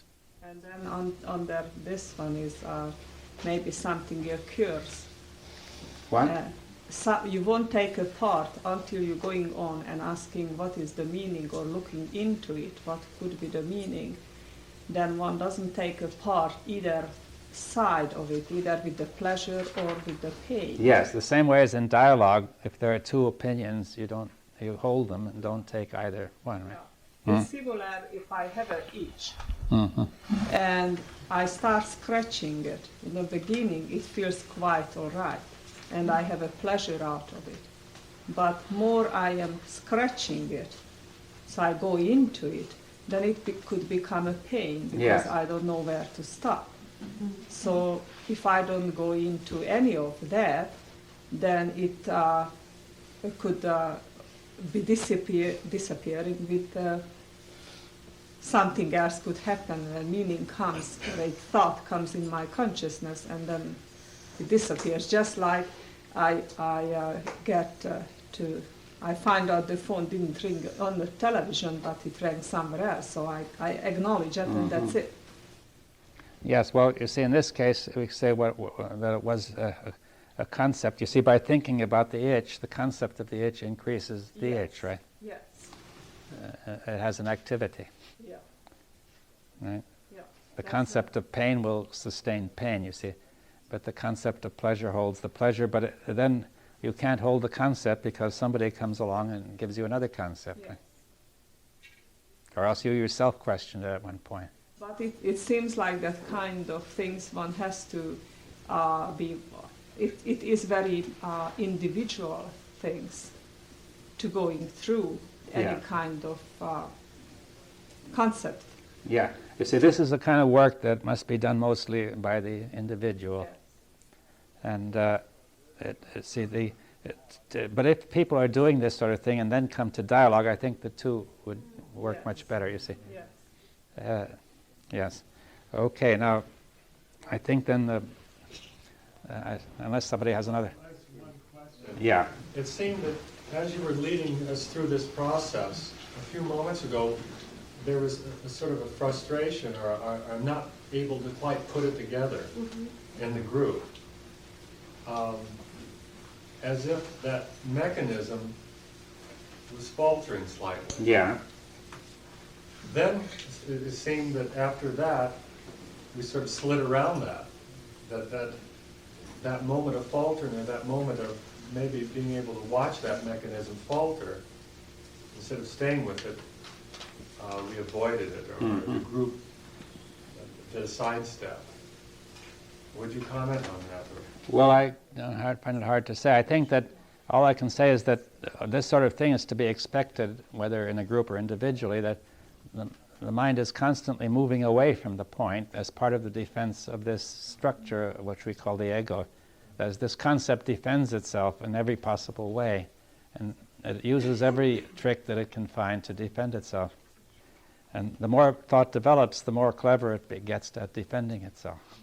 So in a dialogue of ongoing with a group of people, possibly one would be confronted with that more and more, that sense of slipping away from the point. Yeah. Yeah, slipping, but the individual sees that all the time too, right? You see, therefore we say slipping away from the point is one of the points that requires attention. That is one of the key points. Right. Okay, then I think then we'll regard that as finished.